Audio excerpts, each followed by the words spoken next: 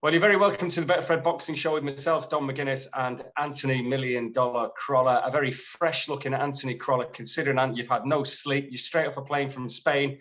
So tell us about the trip. I know you've been away with Manchester United. We have, yes, I have. Went to see the Champions League game, massively important game against Villarreal. Michael Carrick's first game. And now, as what's been doing the rounds on social media, Carrick's at the wheel, man. No, brilliant trip. Sometimes those trips are ruined by the football, but certainly not the case yesterday. But I've been in 2 nights having about 4 or 5 hours sleep. It isn't the best, but like I always say, God gives his toughest battles to his strongest soldiers. So I think I'm doing well. Oh, well, you are. And that's a nice little segue into tough soldiers, because, of course, the action that we've seen over the weekend, and I think we're going to start with, I suppose, the one that's been the biggest talking point, and Shawn Porter taking on Terence Crawford, and ultimately the retirement of Shawn Porter as well. But I mean, firstly, how did you see the whole thing going? How did you read the fight? I can't say I probably didn't expect Porter to have as much success as what he actually did, even though he causes absolutely everyone problems. He's a real throwback fighter, Shawn Porter. He literally brings it, and just without speaking boxing, he has it with absolutely everyone and gives them a hard night. But the finish was very, very impressive. I know it was premature, as in he was fine, but a few people calling the decision of Kenny Porter, Shawn's father. But I suppose Shawn better than anyone. He certainly could have carried on, but Crawford is one of the best finishers in the game, and the way he just turned it on when he did, shown what a special fighter he is. There was 2 elite fighters in there Saturday night, and very, very, no one's done that to Shawn Porter, what Terence Crawford did, which I did think he was going to beat him, better than anyone else before. But Crawford, he just states his claim to be, right up there with the pound for pound number one in boxing, pound for pound number ones in boxing. And what he is as well, Crawford, he's got that switch in him. There's a bit before the corner, he's like, right, okay, watch me go. And he went out and he done it. And you can just see, I think there's a lot of people who might have sort of an ego or might try and come across to be something they're not. But for me, Crawford's a bad man, where he can turn it on whenever he wants, and he'll also say whatever he wants. I don't know if you've seen the post-fight press conference with Bob Arum, where he basically says, I'll be leaving him. And he sat next to him. You got to respect that. You've got to respect that. He wants that Spence fight. Everyone in boxing wants to see it. For me personally, if I could make one fight in boxing, it would be Terence Crawford versus Errol Spence. But no, great performance, great night, and listen, really good fight as well. And a lot of credit deserves to go to Shawn Porter, who is now retired, or for now anyway. But I mean, straight after the fight, he was looking across the ring and saying, "I'd love to do it again. That's just the fighter in me." And then a few minutes later, he's retired. So if that is the end of him anyway, and it's we never know with these things. I mean, you look at his career. We know that there's notable nights. His first defeat was to Kell Brook, of course, which was a huge night for Kell. But what stands out for you in his career? Well, there's so much. Do you know what it is, I think? And it can't just be remembered for that, because like I say, for me, he's an elite fighter. He didn't win them all, but he fought absolutely everyone in that. He ducked absolutely no one. Some fantastic wins as well.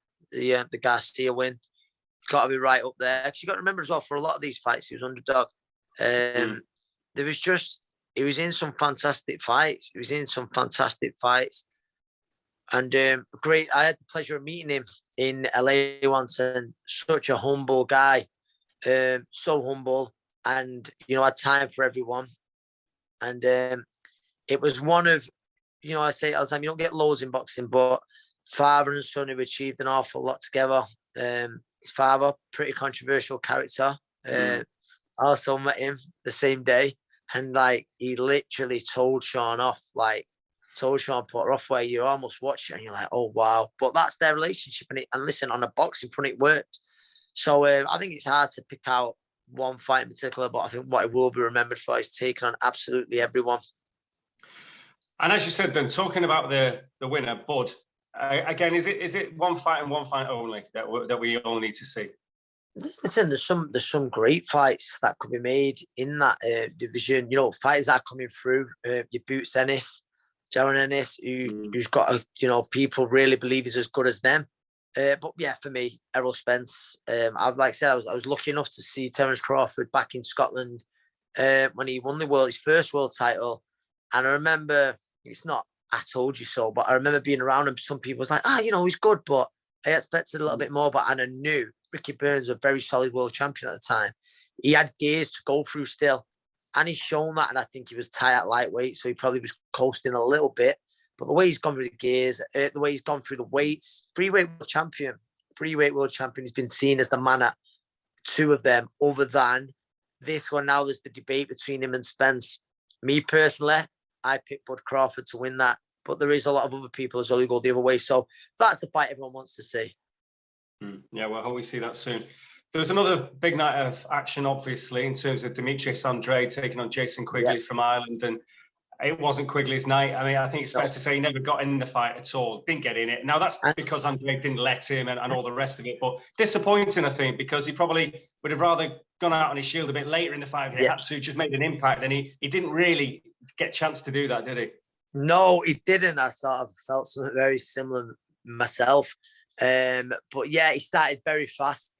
Andrade. Are you talking about the Lomachenko fight there? Yes, I felt like, there's some nights there I think, I would have done things a little bit different and give a better account myself, or at least had, some success. But I remember we spoke to Andy Lee, didn't we? And he knew what a tough night it was ahead. And Jason Quigley couldn't meet much of a nicer lad, great lad. But he got caught early, and it's come out since, with the broken jaw. And Andrade as well, he put out a statement again, because, Jason Quigley's a very good fighter, but he started very fast, which he does do sometimes.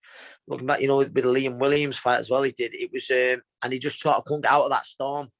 Quigley, he couldn't get out of that storm. And the Welterman, now hopefully we see him with one of these names that he's talking about. I know Charlo's been mentioned a lot. I know forever shouting Canelo, but I think he deserves to be in there, like he has done for a while, with the very best in boxing. Well, I think you just mentioned really the kind of fights and where you want to see Andrade go with that. So again, he's a handful. He's proved what a fighter. And maybe, he's probably not had the credit he deserves. Would you feel that's the same way? I think the last time he lost, was it in the Olympics, or was he a world championship medalist as well? He's been around a long time. I remember seeing him defend his world title against Blackpool's Brian Rose in New York. And that was at light middle. How he ever made light middle, I'll never, ever know. He's absolutely huge at middleweight. I remember seeing him the Callum Smith fight week, and I remember thinking, no, there's no way he's staying at middleweight. He's going up to super middle, and he stayed at middleweight, and he stayed a little bit longer and had a few more successful defenses. But yeah, now we want to see him. We want to see him in those kind of fights. What he's calling for, and he has been calling for a long time. As ever, you've had a busy week. We just mentioned, obviously, you're jumping off planes and doing all this kind of carry on. But at the weekend, you were busy with, I know you were in Scotland for a show, and then you were in London for a show on Saturday. You were in the corner with a couple of fighters, of course. Yeah. You had a mixed night, it's fair to say. Natasha was shaking off a bit of rust. Natasha did the job against Vader Mesiakete. But then, obviously, for Jose Burton, it wasn't his night against Azim, who did superbly well. Yeah, Dan Aziz was very, very good. Credit where it's due. Was in the genuine watching his hands get wrapped, and it was a fight. He's old school, Dan Aziz. Like you say, there's not just the chunks, but there's a lot of Marvin Hagler about him. Actually, I think the shot that really set it off was like a southpaw sort of right hook. It was very good, but yeah, it's hard with Jose because, and this is no way discredit him, I feel like it's just in boxing, you don't always get what you deserve. You don't always get what you deserve in many jobs in life, but certainly in boxing. And that's someone who's not got what he deserved out of boxing. And there's so many cases like that. He's been around for years and didn't get breaks when he did. And then there's a huge gap between light heavyweight and cruiserweight. And, that certainly didn't help him. But it's hard. I'd say, I was sort of saying it to Joe, and I've said it to other people, not just because he's a good friend, but Jose's loss hurt me more than anyone. Any of my friends' losses, because I know he's not been given the rewards that he's, for his time and his sacrifice that he's put in for boxing. So it's hard. It's never. I'd like earlier in the night we had Natasha. Natasha had a pretty much a routine. Went back out a little bit of ring rust early on, but she got better as it went on. The last few rounds she started to look really good. So she's going to look to challenge for a world title, next year. So it was great to see her back. But yeah, the highs and lows of boxing that night as a friend of both of them was very much in play. And I think I said it. I think I tweeted out. I think we had that. We had the football match earlier in the day. Lack of sleep. And Adele performing to a live audience on Sunday night. It got me. It got me. But a lot of that was down to the boxing. So Jose now, I think, whatever he, now decides to do, we'll see. But well done to Dan Aziz. Well done to Dan Aziz. He's in a very, very exciting light heavyweight division. And just like he said in the post-fight press conference, he wants them all. And I want to see him in some of those fights. I've just got an image in my head now. You sat blubbing in front of the telly now on Sunday night, taking it all in. It's just, I don't know if we can shake that now. This is... it's a sound because, and Adele's just like, she's a funny bird, isn't she, Dom? Do you know what I mean? She just seems, she's like the kind of girl you want to go for a pint with, I think. Not just because she's got an amazing voice.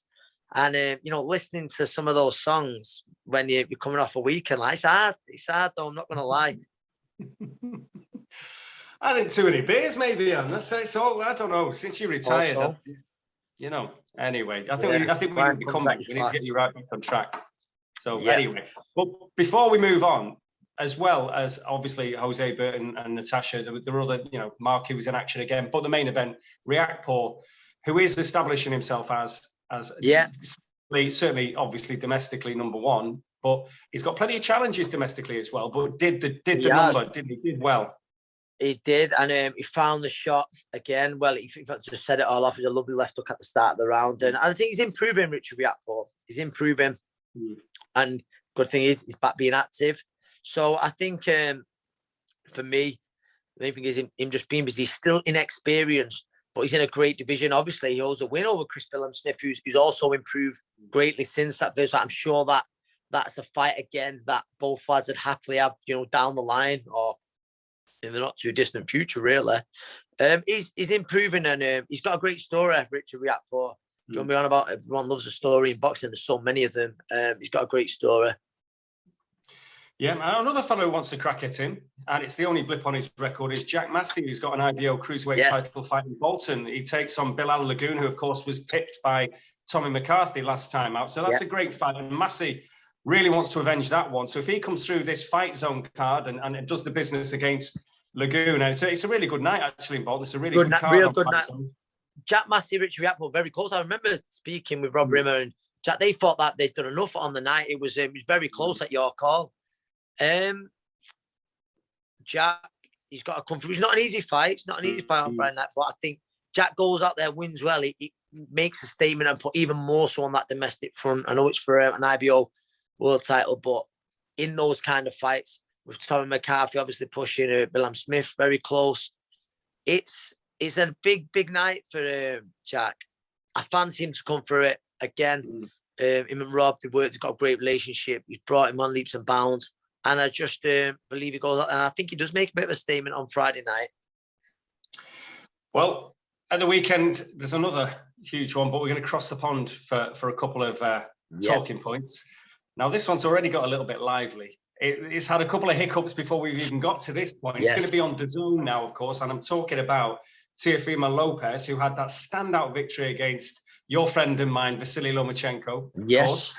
Now he's back against Kambosos Jr., but it's the senior figures in the camp that have been going at each other. So, I mean, Eddie Hearn can't believe he's loving all. He's struck gold. It's his dad is crackers. His dad, Teofimo's dad, met him out in America last year, and genuinely a crazy man, crazy man. And he's vocal, and I think obviously some of the things he says pushes boundaries and stuff like that. And it's happy because Kambosos, you can see, I don't believe he genuinely believes he can do it. I mean, he's a huge underdog. Doesn't mean that he's a huge underdog, but I think Teofimo, he's also made it pretty clear he don't really like him. So I think this is a genuine good match. I don't think it's just for buys, for eyes to watch it, to try and sell. I think it is a bit genuine. And I think also the fact that the fight's meant to have happened sometime. I think I was going to say third time lucky. It feels like 33rd time lucky.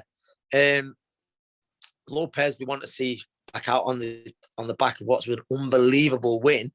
It's a shame we've had to wait this long. I just feel that, and it sounds disrespectful to a fighter like Kambosos, who's a very good fighter, but the only way I see him, causing a huge upset, because I think it's that big. I think if he was to do it, is down to how Lopez makes weight. Dom, he's the biggest lightweight I've ever seen. I was talking to him in December, and I was thinking, there's not a chance he's ever coming back down to lightweight. He's done it. He is Lopez. He's an athlete. I think you see him dance, you see some of the pull-ups and stuff he does. He's an athlete all round. You've seen him catching American footballs. I just believe he'll have too much, and I think he's going to go out to look out there and start very fast, and I think he catches Kambosos early. But Kambosos, he's a very solid fighter. I know for years in the gyms, how well he was spoken of, and he's coming off it was a very close fight with Lee Selby. It was a quality fighter. He got the win. It was very close. No, Lee felt he'd just done enough. Wouldn't have argued, but I'm certain you wouldn't have argued the other way as well. I see Lopez getting the job done, getting it done inside the first 6 rounds. But I'm looking forward to it. Well, it might be worth looking at a bit of value there on Betfred anyway. But moving from the lightweight world titles to super bantam world titles on the line, and again, this is a belter. This is a real. I mean, this is one where you're looking at. Obviously, we're talking about Lopez, and most people will favour Lopez all day long. Obviously, but Fulton against Figueroa. Pick him. This really has got everything going on for it, hasn't it? Yes. I hope you don't ask me to pick a winner for this, but it can't help but be a bad fight. Both fighters, in great form. Whether it's the peak of the career, I don't know. They could go on to improve again, but I think this is the kind of fight where tactics are important. I think, don't ask me for a win. I don't really want to give a win. I probably lean towards Figueroa, but it's not with great confidence whatsoever. It's certainly one I'd struggle to put money on. If you look at it, it's the knockout power, isn't it, of Figueroa that you're going for? Because Fulton, he's got skills, but he doesn't have very slick, and he might end up making Figueroa look very silly. Winning well on points, but I think there's more to Figueroa's game than just the power for sure. He's an unbelievable fighter. I just believe he might drag Fulton into his fight, possibly come from behind to win as well. It's a tough one. I'm really looking forward to that fight. Always very special when 2 unbeaten fighters are going for world titles, and that we look forward to that. As we do, obviously, Lopez and Kambosos as well. Well, that's about it, Anthony. I know you're going to have another busy week ahead. Talk us through it. What's on the agenda? Yes, so it'll be Friday night's fight. I'll be there. And then this weekend, I'm going to try and catch up on some sleep. United-Chelsea Sunday. There's got to be something I'm missing. There will be something missing. There's actually the Wasserman kind of next gen thing at York Hall. There is. That's Thursday. I think Boxing Socials Rob Tabot is hosting that, so I'll be tuning in to watch that. He's good. Listen, it's just brilliant the amount of shows there is. I've had a problem like on the 11th of December. I could have been about 4 different shows at once. But one of my own fighters, James Moorcroft, he's fighting on a Pat Barrett's show in Manchester. It was meant to be for his first title, but now it's going to be the same fight, but over 8 rounds. It's going to be some kind of eliminator. So it's good lively fight. So I'm looking forward to that. Has he sorted his ring walk music out yet? I think he's waiting on you and your joint love for Irish music with him. Yeah, I think that's what he's waiting on. Excellent. Right, I'll have to come up with something for him. But I know you've mentioned you need a bit of sleep, but you tripped then. So you've been in Villarreal, and it was just a 24-hour. Or was it even that? It was less than that. Was it 12 hours? Less than that. I left the house at 4:00 yesterday morning, and I got back at 3:00 this morning. Yeah, and then you were straight in the gym this morning, obviously. Straight in the gym this morning. I swerved the temptation of seeing going to meet up with the lads for the last night in Benidorm. How I've grew up and matured in the last week or so is unbelievable. I think it's when I'm not around you, Dom. Yeah, so when I come straight home. Excellent. Right. That's great. Well, listen, as we know, Betfred is at the hub of everything good that's going on with boxing. Obviously, a key sponsor of the Matchroom business, if you like. Fight Zone, very much involved in that. Boxing Social, of course, as well. Betfred, involved with Boxing Social, but branched out even further because now a special voice is on board. It's the one and only Michael Buffer, who's now part of the Betfred family. So I think it's only right, Ant, if we let Michael just kind of talk us out, just see us out on this one. So we'll say farewell and let Buffer do the rest. For the thousands in attendance and the millions watching around the world, let's get ready to rumble!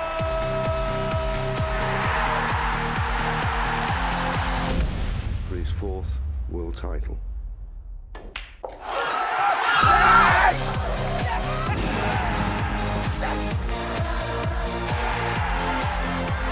Passionate about sport? Then Betfred.